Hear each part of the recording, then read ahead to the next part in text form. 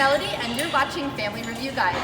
Today we are at the Knott's Farm offsite barn where they house 38 horses and 2 donkeys that help pull the stagecoaches and entertain guests in the livery barn. We're going to be meeting with Kevin, who is the Director of Park Operations, and he's going to be answering some questions that I have for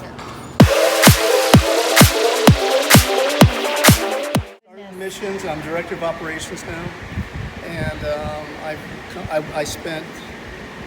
Well, I'm still breaking the horses right now. Yes. Obviously not in this attire, but I still buy, sell, break, things like that. So fascinating. that's what I do right now. Is that your favorite part of your job? Yes. The horses? God, I love the horses. Oh my God, I love them. Oh, they don't. I tell you, I appreciate it more every time I'm with them because well, they're on top back. Yeah. And they're very, to me, I think I was born a couple hundred years too late. Oh. I think I broke over 530 horses. Wow. That's a lot of horses. Yeah, it's a couple. Yeah. Trained, I should say. And I made mistakes at the beginning, a lot of mistakes, but you only learn from your mistakes. Yes. So, yeah, it's a very interesting part of my responsibility. I do love it. Unfortunate thing is the old boys that were around when I was younger have passed on. So there's really, it's kind of a dying art in terms of driving and braking.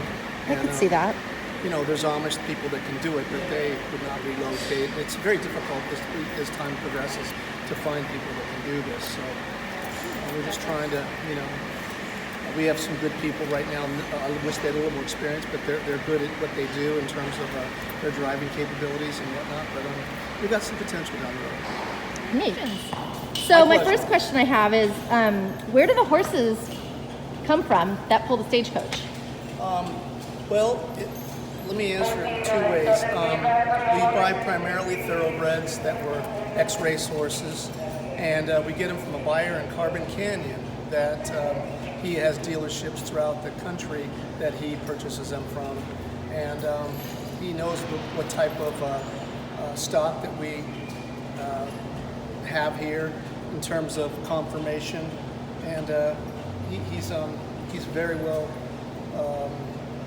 knowledgeable in terms of what we need here. Nice. We don't use draft horses. Let me give you an analogy. I look upon draft horses and thoroughbreds as weightlifters or distance runners. Ah, that's a good analogy. So what they do as thoroughbreds be a little more difficult for the draft horses to accomplish. They're just heavy load pullers as opposed to the stagecoach.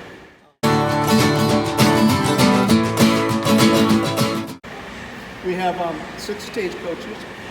This one right here, the Knott's Farm, was built in 1955 in Arkansas at a cost of $25,000. This one, Knott's Farm, right here. The others are originals in terms of we have some Concord bodies with mud wagon undercarriages, which is the undercarriages of the wheel and where that body sets on. So these were all, from my understanding, they were all movie set, or they were at one time original. Some of these were, but again, we don't know because it's been so long ago. So are these in use at all, or these are just... they're all in use. Yeah, yes. okay. Which one is the oldest? The oldest is the Wells Fargo or the Butterfield, which is out right now. And those were the 2 oldest. The Canyon City Cripple Creek was in Colorado, and they primarily were doing back area deliveries. In fact, the primary focus of the stagecoaches was delivery of mail. The passengers were secondary. Yeah. And these coaches are on roller bearings, so the only time they pull is at the start and up the trestle. Oh, really? That's the only time they pull. So most of the time it's just kind of momentum. Yeah. In fact, you just got to hold on to them and make sure that the coach doesn't roll up with them.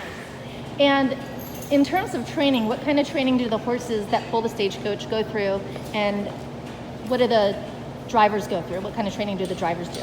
Well, first off, the horses go through, and again, each horse is different, but they go through a sacking out period, which we get them used to the harness, we get them used to pulling, working with another horse, and then we spend some time out in the park.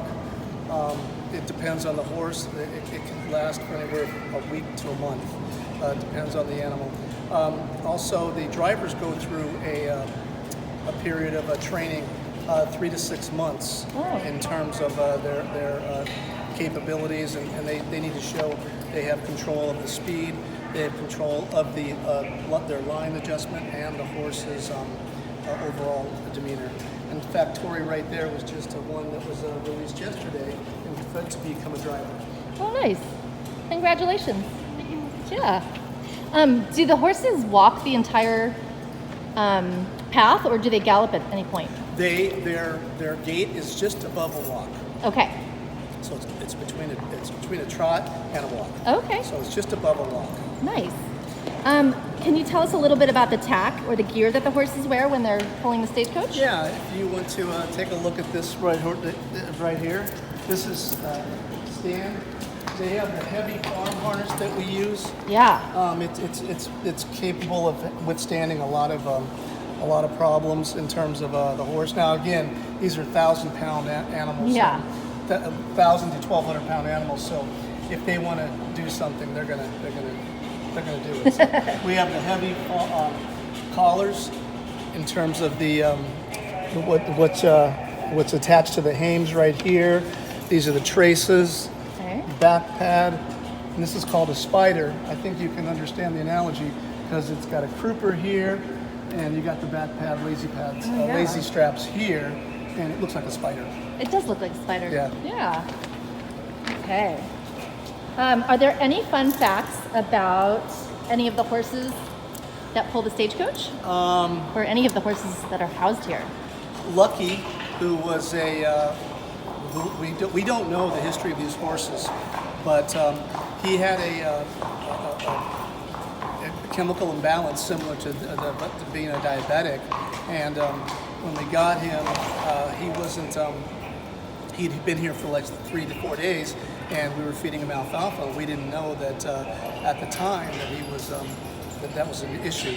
So we had the vet come out, and they were going to put him down, and we ran some blood work in the meantime, and we saved his life. And 15 years later, that's where he's at right now. So. Oh, that's excellent. Who has the friendliest personality out of all the horses? Lucky. Lucky? Yes. Oh, I like and that. Dave does too. Dave. And Ted.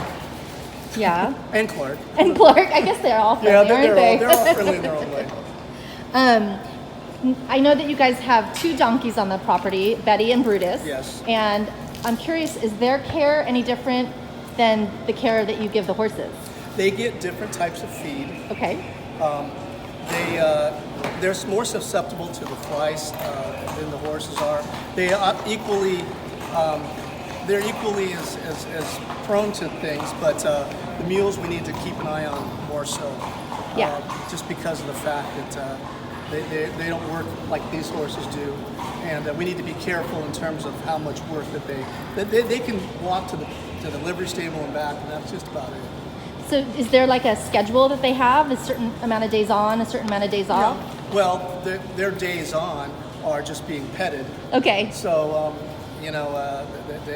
they like that too. Yes. So they enjoy that type of camaraderie with the guests, and so I think that their day off is in there as opposed to being in here. Oh, interesting, right? That they get a lot of socialization in Yes, there. yes, they I do like like that. Aw. When it's really hot out, how do they cool the horses off? We spray them down. We have a hose and we have a water trough that's on casters that we put in front of the horses, and they do it every 15 minutes or every 3 rounds. Oh, perfect. And they hose them off whether they need it or not, and they put the water in front of them. Some horses won't drink. They just won't until they get back to their stalls. That's their comfort zone. That's exactly right. Yeah. Yeah. Okay. And how much food do they go through, like, per week here? In terms of each horse will get fed, depending on the density of the bale, they get alfalfa in the afternoon, and morning feed they get oat hay, depending on the time of year. That's how we allocate their food. So these 38 horses will go through 8 bales, probably 8 to 9 bales in the summer, and cut that down to 6 in the wintertime. Excellent. So they probably weigh about 40, I'd say 25 to 30 pounds Yeah. each allocation of the feed. And who's the oldest horse here? Dave. Dave. And Clark and Ted, they're all neck and neck. I like it. 23, 24 years old. Oh, look at all these guys getting ready to go. To his teeth.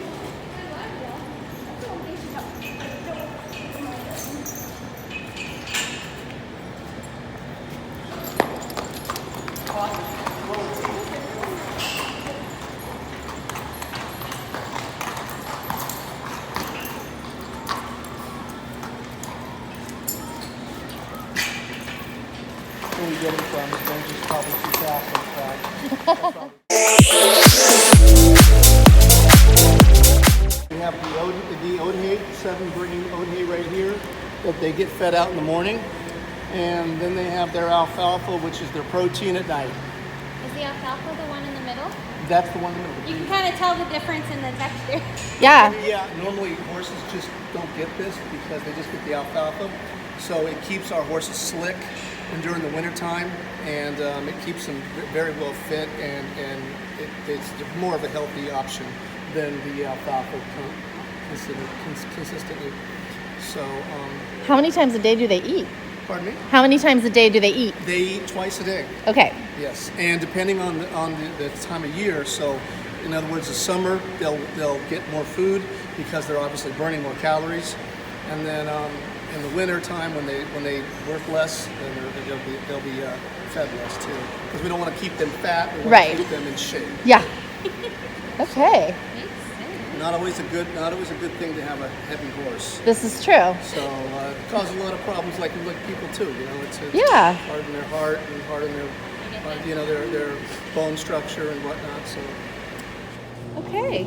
Well, thank you for answering all my questions. I appreciate it. my pleasure.